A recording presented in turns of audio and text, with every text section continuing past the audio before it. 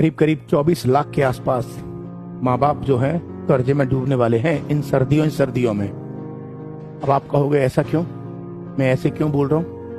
क्योंकि बेटा एक आंकड़ा ये कह रहा है कि इस साल इस सर्दियों में जो सालग है ना शादियों का, उसमें भारत में 48 लाख शादियां हो रही हैं। 48 लाख में 24 लाख लड़कियां होंगी और 24 लाख लड़के होंगे, ये बात तो जैनवन है।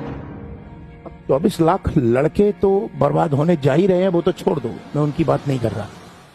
लेकिन आपको पता है जो 24 लाख लड़कियों की शादी हो रही है उनमें बहुत सारे माँ बाप तो करोड़पति होंगे, उनकी भी बात नहीं कर रहा।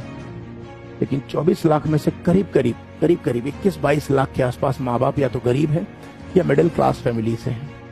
और एक मिडिल क्लास फैमिली का पिता अपनी बेटी की शादी जब करता है तो एक डाटा कहता है, बाप जब अपनी बेटी की शादी करता है तो शादी करने के बाद 3 साल तक कर्जे में रहता है।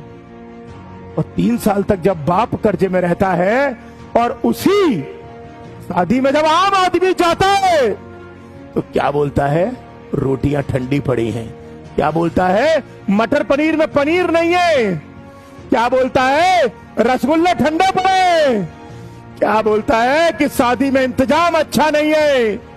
एक बाप अपनी बेटी की शादी करने के लिए अपनी खून पसीने की कमाई 10-10, 15-15 साल जो उसने कमाई है वो लगा देता है।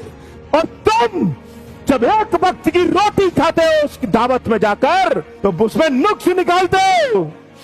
जब आपके घर में बेटी होगी और तुम मिडिल क्लास फैमिली या किसी गरीब क्लास परिवार से होगे, भगवान न करे हो, तब पता चलेगा ये बाप अपनी बेटी की शादी कैसे करता है। ये वादा कर रहा हूं मेरे दोस्तों, कभी भी किसी शादी में जाना तो भले ही किसी शादी में खाने में नमक कम हो, रोटियां ठंडी पड़ी और सब्जी कैसी भी हो, एक ही बात बोलना, मजा आ गया खाने में। सच बोल रहा हूं, यही बोलना, मजा आ गया खाने में। क्यों?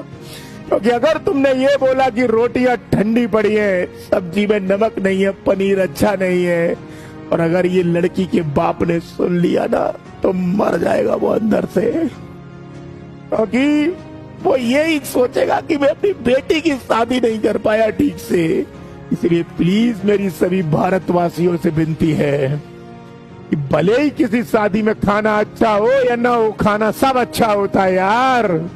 वो बाप नहीं खाना बनाता, वो हलवाई बनाता है। इसलिए खाने का अपमान मत करना, क्योंकि खाने का अपमान करके आप उस बाप के दिल पे छुरियां चलाओगे। इसलिए आप सबसे विनम्र विनती है कि किसी खाने का शादी में तो कम से कम अपमान मत करना। मेरी बात बुरी लगी हो तो माफ कर देना। दिमाग से नहीं बोला, दिल से बोला है। क्यों?